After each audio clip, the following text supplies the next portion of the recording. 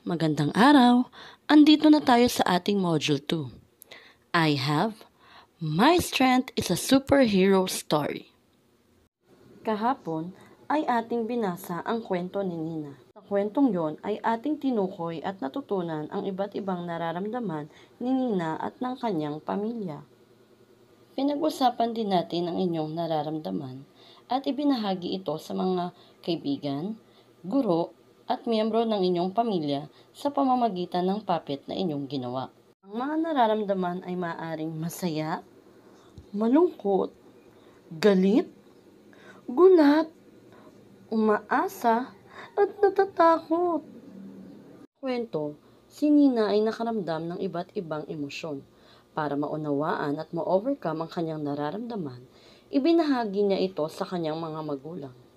At dahil dito, masasabi nating si Nina ay nagpakita ng kanyang kalakasan, katulad ng isang superhero. Alam niyo ba ang superpower ni Nina? Tama, ang kanyang superpower ay alamin ang kanyang nararamdaman at unawain kung bakit niya ito nararamdaman. Alam niyo ba na meron ka ring kakayahan na katulad niya? Tara, gawin na natin ang mga activity sa module na ito. Sa module na ito, gagawin natin ang iyong superpower symbol. Magpatulong sa inyong mga magulang na i-prepare ang inyong mga kailangan. Kailangan nyo ng isang piraso ng bond paper or kahit na recycled na papel, art materials, safety pins o maaari din namang scotch tape na lang. At sa mga nakakabata, kailangang humingi rin kayo ng tulong sa inyong mga magulang sa paggugupit at paglagay ng mga pin, sapagkat delikado ito para sa inyo. Umisip ka ng larawan o simbolo na makakapag-represent sa iyong kalakasan. Halimbawa, isang malaking puso na puno ng pagmamahal. O kaya naman ay isang malakas na kamay na makakatulong sa mga tao.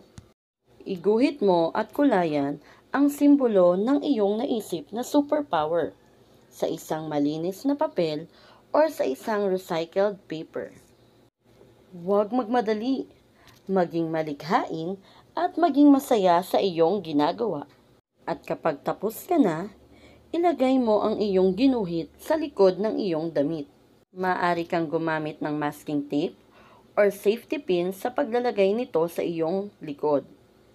Humingi ng tulong sa iyong mga magulang or guardian para maikabit ito sa likod ng inyong damit. Maaari din kayong magsuot ng kapa. Magpatulong kay nanay na gumawa ng inyong kapa gamit ang lumang tuwalya, lumang damit, lumang dyaryo, o kahit na scratch paper lang. Ngayon naman, ipakita nyo ang inyong superpower. Isulat o iguhit nyo ang mga paraan na iyong magagawa para magamit ang inyong kalakasan sa pagtulong ng ibang tao. Alam nyo ba na ang mga superhero ay sumasayaw din? Kaya tayo ay sumayaw. Sabihin sa inyong mga nanay na mag-prepare ng dance music at kayo ay anyayahang sumayaw at mag-enjoy kasama nila. Bakit kailangan sumayaw? Dahil ang isang pagsayaw ay masaya at nakaka-enjoy na gawain na makakatulong sa inyo para ma-release ninyo ang iyong stress at negative na nararamdaman. Maaari kang pumili ng paborito mong dance music. Ipakita ang iyong nararamdaman sa pamamagitan ng iba't ibang dance movement. Maging masaya ka kasama ang iyong mga magulang or guardian sa paggawa ng dance activity. O kaya naman, maaari kang mag-enjoy sa pagsasayaw gamit ang superhero na kanta ng Rocksteady. May mga step na maaari kang sundan at panoorin sa link na nasa ibaba. Ngayon ay meron ka ng superpower.